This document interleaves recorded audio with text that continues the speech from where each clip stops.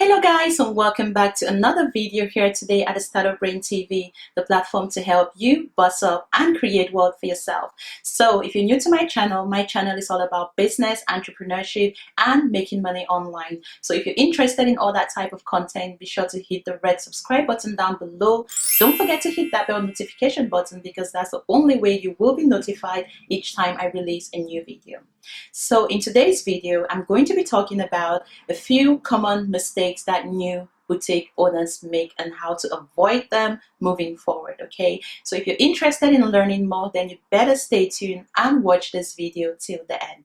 Now, the first common mistake that I've seen a lot of boutique owners make from my years of working with different boutique owners is the copycat syndrome.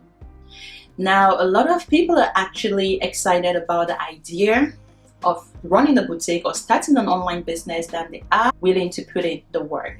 Now, just because your friend started a boutique or your mom started a boutique or your dad started a boutique or everybody around you is starting a boutique doesn't mean starting a boutique is really for you. If you're starting a boutique because you're trying to copy everybody else, then you're actually setting yourself for failure. Now, there's a lot of established brands out there that still struggle to even run their boutiques. Now, there's some people that will contact me telling me, can you tell me who Fashion Nova's supplier is? Of course, Fashion Nova is a very big and established boutique right now in this day and age, and a lot of new boutique owners look up to companies like Fashion Nova for inspiration, which is great. It's great to look up to these big established brands for inspiration because how else will you be inspired anyway? But don't try to be another Fashion Nova. Don't try to copy what they're doing in terms of buying the exact products they're trying to sell or trying to do everything that they're doing. If you're selling the same dress that Fashion Nova is selling, first of all, Fashion Nova already have a wholesale supplier. They probably have a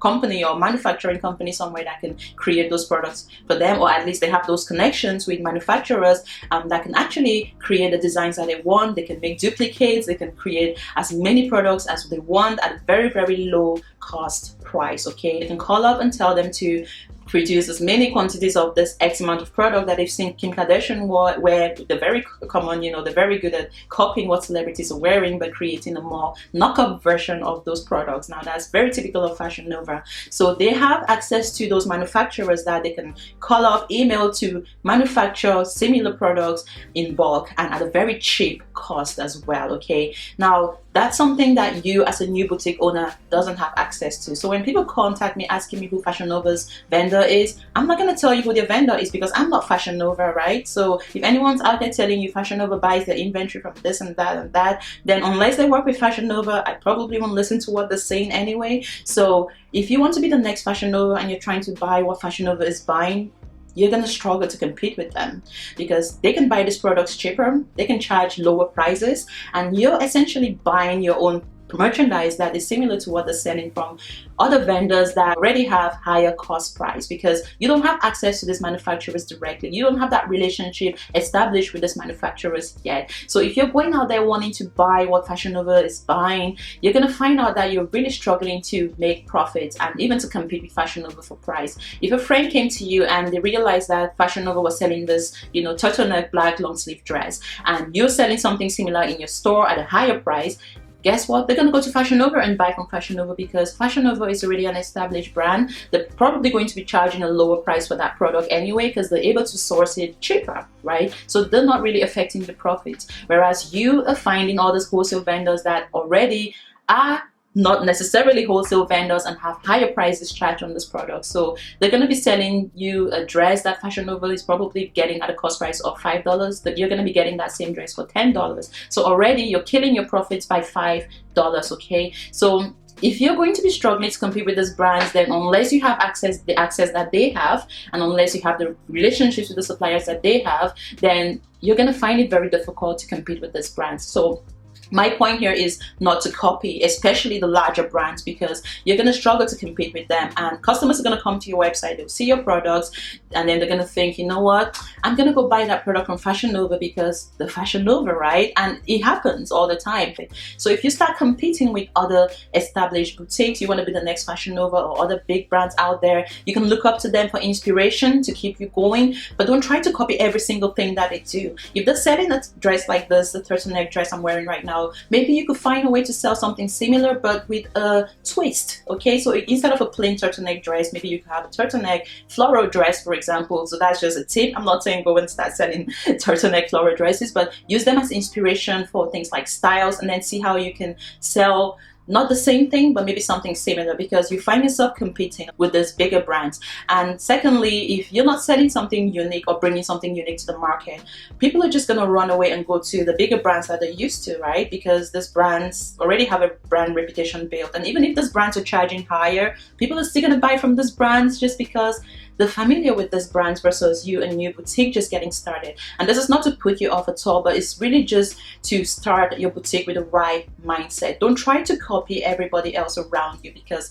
then you're just another fish in the sea of millions of other fishes, and there's nothing unique about you, right? So make sure you stand out from your competitors. Find ways, unique ways to present your products, to brand yourself, to position yourself in the market, and differentiate yourself from other competitors. Otherwise, you find yourself competing for price. You end up in price wars. You're going to keep discounting your products because no one's buying from you unless you have a sale, right? So don't make that mistake, and don't try to copy what every other large brand especially is doing, because you're going to kill your business profits in the long run, okay?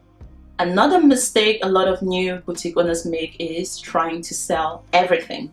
This is something that I personally did myself when I initially started. I was trying to sell clothing, I was trying to sell jewelry, hair, bags, shoes. I was literally selling everything in my boutique. I even had some lipsticks that I was selling in my boutique as well. Not only did I end up spending too much money on some inventory that I didn't even need, but I wasn't making any sales because people weren't really sure, you know, what my brand is all about and what it represents. I was trying to be this big brand too early on in my business. I was trying to sell everything. I'm not a shopping mall. You're not a shopping mall. The whole point of starting a boutique is to be unique and bring in pieces in the market that are unique, okay, to a specific target audience and niche. That's the definition of a boutique. Unless you want to be another Walmart or a general store, then honestly you're going to struggle, especially as a new business owner. Find a niche, stick to that niche. As your business starts to grow and as you start to build that reputation and that consistency, you can then dive on into bringing in newer products, okay? So don't try to rush things, okay? Don't get ahead of yourself trying to sell everything at once. You're going to struggle with keeping track of different inventory at once. You're going to struggle with trying to sell these products because you don't even know who you're selling to anymore, because you're selling everything to everybody and their mother and their father and their cat and their dogs. Stick to a niche, make a killing out of that niche, and then you can expand once your business has built that momentum, okay? Don't make the mistake of trying to target and appeal to everyone initially in your business. Another mistake a lot of new boutique owners make is they either buy too much inventory or they don't buy enough inventory.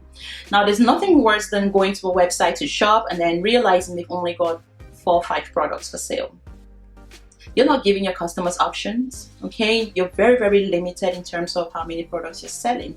And you know, a lot of people want to go to a boutique and have that feel that there's different options they can look into. So if you're limiting your inventory to just a few pieces because maybe you're struggling to buy too much inventory earlier on in your business, then honestly, a lot of people will not take you seriously because they're thinking, okay, maybe this is just someone sitting in the garage running that business. And to be honest, it's just unfortunate that a lot of people judge your business by the way you present yourself. So if I'm selling 5 pieces in my boutique right now, already people know that this is maybe a new person getting started, and unless it's people that know you and are willing to support you, it's very rare for a random person on the internet to come and see a boutique that has 5 items and then click and purchase a product because they're maybe thinking, why do they only have 5 products? Could this be a scam? You're not really giving people options, if that makes sense, okay? So try and stick to, you know, I would say 15 to 20 pieces is a good number. Anything over 20, if you've got the capital to invest, you know, up to you, but don't try to sell too much initially. I think 15 to 20 units of inventory is usually a good sort of start point. If you can't afford to buy all of these products wholesale, look into pre-order, look into drop shipping options, so you can definitely mix and match all of those products. So that way you still have different products on your website, but you're just wholesaling some and drop shipping some, and that's absolutely fine. That's what I do with my boutique factory. I've done it over the years and I still do it till date, and it's always worked a charm business. Okay, and finally, another common mistake that a lot of boutique owners make is giving up too quickly. I've had a lot of people contacting me telling me, I just started my boutique last week, I started my boutique last month, and I'm not really making any sales. I'm posting on social media, Facebook, you know, running ads, and no one's purchasing my products. What's wrong with my boutique? You know, I feel like giving up right now. Says, oh bro, it took me a good 6 months to make my first sale that was non-friend or family related. Okay, 6 months. I got a sale from a random stranger on the internet, and I think that was kind of like my push to keep going, because trust me, research has actually shown that a lot of businesses fail within the first year of trading. And the reason why they fail is because they give up too quickly. So maybe they've started a boutique, they're hoping that sales are going to pick up, they're going to make the first 6 figures in the first year, and then at the end of the year, they've maybe made a few 4 figures of, you know, a few thousands of dollars of worth of sales, and they're literally not making any profits whatsoever in their business, and then they shut down and close. But what you really want to do is, instead of giving up too quickly, think about why this isn't working. Revisit your strategy. What are you doing right now, and how can you change that? If you're using Facebook ads, maybe try using Instagram ads, maybe try using other strategies to market your business and other ways to really run your business and strategize. Because if it's not working right now, trust me, it probably won't work in the next month or the next few months or even in the next year.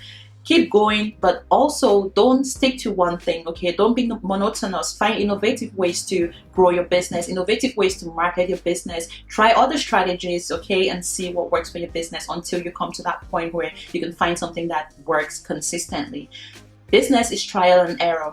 I don't know how many times I've changed my business model, how many times I've changed my target audience over the last few years, ever since I started, because things change and you constantly have to visit your business. You constantly have to change your strategy. Recently, I closed down the Run Boutique Academy because I realized that it was getting more and more expensive to manage the Run Boutique Academy. Hence why we now have a Run Boutique Business Kit, which is working best for the business because people can purchase these products and access them instantly, whereas in the past they had to wait every single day for a new product or wait for the next month for new content to be released, which for some people, obviously, you know, it was a bit of a delay because they want to do things right now and they can't really afford to wait on a daily basis for content to be produced. The idea was for people not to get overwhelmed with too much information and basically give them what they needed for that specific day. It was really to give people time to not only ingest the content, but to also take action as they go along. So we listened to our customers, we saw what was working and what wasn't working, and we went on to create an all-in-one boutique kit,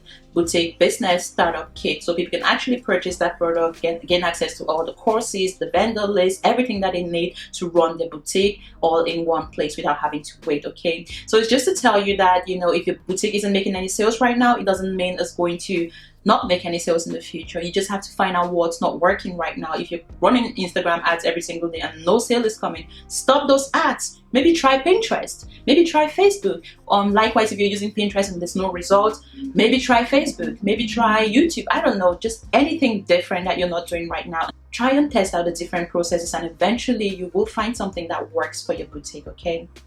So I hope you guys found this video useful in avoiding these mistakes when starting your boutique. And if you're ready to start your boutique and you're not sure how to get started, of course you can grab a copy of my book, The Online Boutique CEO, currently available on Amazon in literally every platform. Just go on there and type Online Boutique CEO. Or if you're more of, you know, a practical person and you just want to take action as opposed to just reading the book, then check out the Run Boutique Business Kit, which goes more in depth. We have courses, we have tools, we have vendor lists, we have social media planners to help you plan your social media boutique content.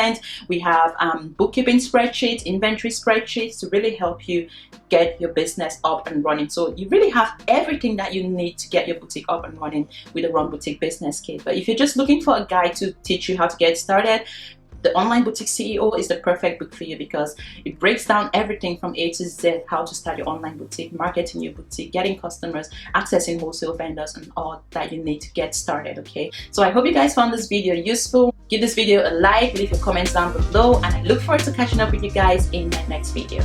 Bye.